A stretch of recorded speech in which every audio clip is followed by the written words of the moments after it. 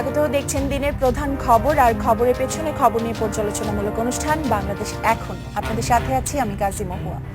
আমার সাথে আলোচনার জন্য স্টুডিওতে আছেন সামাজিক নৃবিজ্ঞানী ডক্টর নুরুল মোমেন ভূঁইয়া, প্রথম আলোর বিশেষ প্রতিনিধি টিপু সুলতান এবং Independent University Bangladesh Department of Media and কমিউনিকেশনসের সিনিয়র লেকচারার মোহাম্মদ মাসুদ চৌধুরী। আপনাদের তিনজনকে স্বাগত জানাচ্ছি স্টুডিওতে। মূলত আমরা গতকালকে যে প্রধান কিছু সারাদিনে যে ঘটনাগুলো ঘটেছে, যেগুলো শিরোনাম হয়েছে, সেগুলো নিয়ে আলোচনা করব। তার আগে এক নজরে একটু দেখে আসব মূল যে ঘটনাগুলো ঘটেছে। মন্ত্রিত্ব হারানোর পর এবার আওয়ামী লীগ থেকেও বহিষ্কার হলেন লতিফ সিদ্দিকী। গণভবনে আওয়ামী লীগের কেন্দ্রীয় কার্যনির্বাহী সংসদের বৈঠকে এ ব্যাপারে সিদ্ধান্ত হয়। লতিফ সিদ্দিকীর প্রাথমিক সদস্য পদ স্থগিত করে 7 দিনের মধ্যে বক্তব্যের ব্যাখ্যা চাওয়া হয়েছে। বৈঠক শেষে দলের সাধারণ সম্পাদক সৈয়দ আশরাফুল ইসলাম বলেন, প্রাথমিক সদস্য পদ স্থগিত হওয়ার মধ্য দিয়ে সংসদ সদস্য পদও থাকছে না আব্দুল লতিফ সিদ্দিকীর। ধর্মীয় অনুভূতিতে আঘাত দেওয়ার জন্য এবং গণতন্ত্র এবং বাংলাদেশের ঘোষণাপত্র এবং আদর্শ পরিপন্থী কাজ করার জন্য বাংলাদেশ আওয়ামী লীগের কেন্দ্রীয় নির্বাহী কমিটি সর্বসম্মতিক্রমে লতিফ সিদ্দিকী তার সভাপতিমণ্ডলীর সদস্যর পদ থেকে বহিষ্কার করা হলো। আর আজকেও নোটিশ দেওয়া হলো যে আজকে আরেকটি সিদ্ধান্ত গ্রহণ করা হয় যে তার যে প্রাথমিক সদস্য পদ সেটাকেও আপনার সাময়িকভাবে স্থগিত রাখা হয়েছে এবং কেন তাকে চূড়ান্তভাবে দল থেকে বহিষ্কার করা হবে না সেই জন্য নোটিশ কালকের মধ্যে তার কাছে পৌঁছে দেওয়া হবে। আব্দুল লতিফ সিদ্দিকীকে মন্ত্রিসভা থেকে অপসারণের প্রজ্ঞাপন জারি করেছে সরকার। মন্ত্রী হিসেবে তার নিয়োগ অবসানের প্রস্তাবে রাষ্ট্রপতি আব্দুল হামিদ সই করার পর মন্ত্রিপরিষদ বিভাগ এই প্রজ্ঞাপন জারি করে। মন্ত্রিপরিষদ সচিব জানান, কাউকে দায়িত্ব না দেওয়া পর্যন্ত প্রধানমন্ত্রী ডাক, টেলিযোগাযোগ ও তথ্য প্রযুক্তি মন্ত্রণালয়ের দায়িত্বে থাকবেন। সম্পদের তথ্য গোপনের অভিযোগে দুদকের করা মামলায় কক্সবাজারের টেকনাফের সংসদ সদস্য আব্দুর রহমান বদিকে কারাগারে পাঠিয়েছে আদালত। সকালে বদি ঢাকা মহানগর হাকিম আদালতে আত্মসমর্পণ করে জামিন আবেদন করলে তা নাকচ করে দেয় আদালত। পাটকল সহ যেসব শিল্প প্রতিষ্ঠান বেসরকারি খাতে দেয়া হয়েছে সেগুলো যথাসময়ে চালু না করলে পুনরুদ্ধার করে চালুর নির্দেশ দিয়েছেন প্রধানমন্ত্রী শেখ হাসিনা। সকালে পাট মন্ত্রণালয় পরিদর্শন শেষে সংবাদ সম্মেলনে তিনি এই নির্দেশ দেন। আমরা সিদ্ধান্ত নিয়েছি যে আমরা আর ওই ইন্ডাস্ট্রিগুলিকে আর ওই ব্যক্তি মালিকানা বিক্রি করার পদক্ষেপ নেব না, বরং যেসব শিল্প কলকারখানা যারা ব্যক্তি মালিকানায় কিনে নিয়েছে চালু করবে বলে এবং নির্দিষ্ট সময়ের মধ্যে যারা চালু করে নাই তাদের হাত থেকে সেগুলো উদ্ধার করতে হবে। উদ্ধার করে সেগুলি যথাযথভাবে চালু করার ব্যবস্থা নিতে হবে। সেখানে যারা চালু করবে বা কাজ করবে তাদেরকে এবং এখানে প্রচুর জায়গা আছে, সেই জায়গাগুলি দিতে হবে। বিশেষ করে জুট মিলগুলিতে প্রচুর জায়গা, বিশাল বিশাল জায়গা পড়ে আছে। এই জায়গাগুলিও যথাযথভাবে আমাদের কাজে লাগানো যেতে পারে। ভারতের পশ্চিমবঙ্গের হাসনাবাদ এলাকা থেকে আটক বাংলাদেশি জঙ্গি ফারুক হোসেন, সাদ্দাম হোসেন ও রাজু আহমেদ জামায়াতের চিহ্নিত করবে। এদের বাড়ি সাতক্ষীরা জেলার দেবহাটা উপজেলার পাঁচপোতা ও ঘলঘলিয়া গ্রামে। দেশে থাকার সময়ও তাদের বিরুদ্ধে ছিল সন্ত্রাসের অভিযোগ। সোনিয়া হক, ইন্ডিপেন্ডেন্ট নিউজ। টিপু ভাই, আপনি জানেন যে গতকাল লতিফ সিদ্দিকীর বিষয়ে বেশ কিছু সিদ্ধান্ত এসেছে, চূড়ান্ত সিদ্ধান্ত বলা যায়। আমাদের সহকর্মী অনিমেষ কর এই বিষয়ে খোঁজ খবর রাখছিলেন। আমরা শুরুতে একটু তার কাছ থেকে শুনে আসবো। তিনি তেজগাঁও থেকে যোগ দিচ্ছেন আমাদের সাথে। অনিমেষ, লতিফ সিদ্দিকীর বিষয়ে সবশেষ যে ঘটনাগুলো ঘটেছে আমরা একটু আপনার মুখে শুনতে চাইবো। সবশেষ ঘটনা থেকে শুরু করি। আওয়ামী লীগের কার্যনির্বাহী সংসদের বৈঠক ছিল, যেটি সন্ধ্যা 6:30টায় শুরু হয়েছিল গণভবনে। সেই বৈঠকেই কিন্তু সিদ্ধান্ত হয়েছে লতিফ সিদ্দিকীকে আওয়ামী লীগের সভাপতিমণ্ডলীর পদ থেকে বহিষ্কার করা হয়েছে এবং তার প্রাথমিক সদস্য পদ স্থগিত করা হয়েছে এবং তাকে কেন চূড়ান্তভাবে দল থেকে বহিষ্কার করা হবে না সেজন্য 7 দিনের মধ্যে তার কাছে ব্যাখ্যা চাওয়া হয়েছে।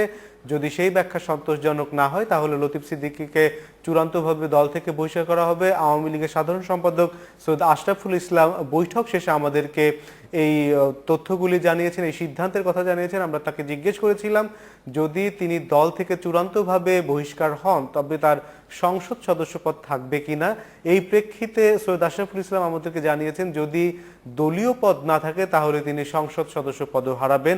আর একটু পেছনে চলে যাই, তার আগে আজকে প্রধানমন্ত্রী শেখ হাসিনা বিকেলে দেখা করেছেন রাষ্ট্রপতির সঙ্গে এবং সেখানেই তিনি রাষ্ট্রপতিকে অনুরোধ করেছেন লতিফ সিদ্দিকীকে অপসারণ করার জন্য। রাষ্ট্রপতি সংবিধানের 58 এক অনুচ্ছেদ অনুযায়ী তাকে অপসারণ করার নির্দেশ দেন এবং মন্ত্রিপরিষদ সচিব প্রজ্ঞাপনের মাধ্যমে সেটি জানিয়ে দেয়। এই বিষয়টি নিয়ে প্রধানমন্ত্রী শেখ হাসিনা আওয়ামী লীগের কার্যনির্বাহী বৈঠকের শুরুতেই কথা বলেছেন। তিনি বলেছেন যে আজকে গত পরশুদিন সন্ধ্যায় মন্ত্রিপরিষদ সচিবের সঙ্গে তিনি বসে এই সব বিষয় নিয়ে সবকিছু চূড়ান্ত করেছেন। ফাইল আগেই রেডি ছিল।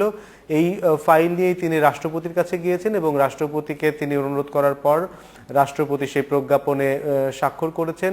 রাষ্ট্রপতি স্বাক্ষর করেছেন তার অপসারণে।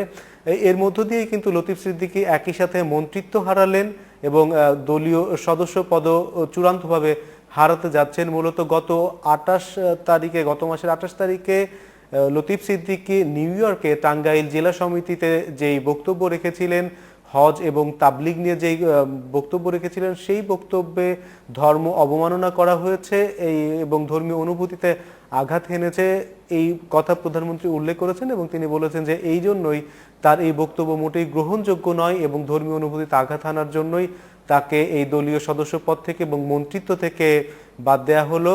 যদিও মন্ত্রিপরিষদ সচিবকে যখন সাংবাদিকরা জিজ্ঞেস করেছিলেন যে কেন তাকে অপসারণ করা হলো, সেই বিষয়টি মন্ত্রিপরিষদ সচিব তখন এড়িয়ে গেলেও প্রধানমন্ত্রী কিন্তু স্পষ্ট করেছেন যে বাংলাদেশ ধর্মনিরপেক্ষ রাষ্ট্র, কিন্তু ধর্মহীনতার এখানে কোনোই প্রশ্রয় এবং আশ্রয় নেই। সেই কারণে লতিফ সিদ্দিকীকে এই বহিষ্কার করা হলো। আমি আরেকটু পেছনে চলে যাই। এই লতিফ সিদ্দিকী কিন্তু বিভিন্ন সময় এরকম বিতর্কিত মন্তব্য করেছেন এবং তার কর্মকাণ্ডও কিন্তু বিভিন্ন সময় অনেক বিতর্কিত ছিল। সাংবাদিকদের তিনি নানা সময় এরকম কটূক্তি করেছেন এবং তিনি পাট ও বস্ত্র মন্ত্রী থাকাকালীন গত টার্মে তার বিরুদ্ধে কিন্তু ব্যাপক দুর্নীতির অভিযোগ উঠেছিল এবং সেই সব দুর্নীতির বিষয়ে কিন্তু প্রধানমন্ত্রীর কার্যালয়ে একটি প্রতিবেদন দেওয়া হয়েছে।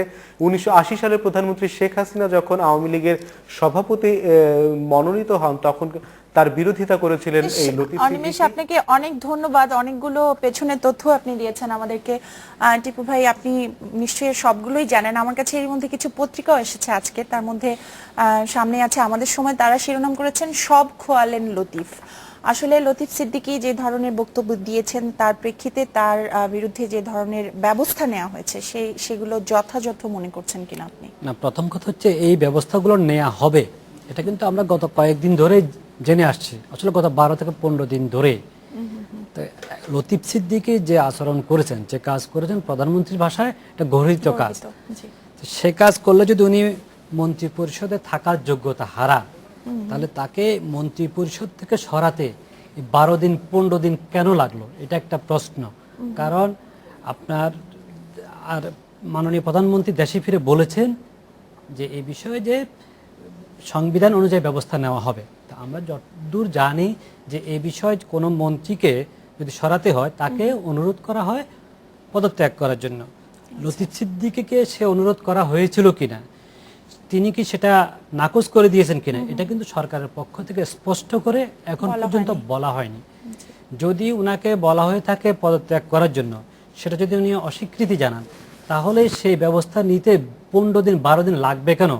কারণ লতিফ সিদ্দিকী বিদেশ থাকলেও তার সঙ্গে কিন্তু সরকারের যোগাযোগ ছিল, যার একটা বড় প্রমাণ মেক্সিকোতে উনি যে পুরস্কারটা নেওয়ার কথা ছিল শেষ মুহূর্তে উনাকে সরকার পক্ষ থেকে বারণ করা হয়েছে, প্রতিমন্ত্রী নিয়েছেন, তার মানে তার সাথে যোগাযোগ ছিল। তাহলে 12 দিন 15 দিন কেন লাগলো, এটা একটা প্রশ্ন আসে।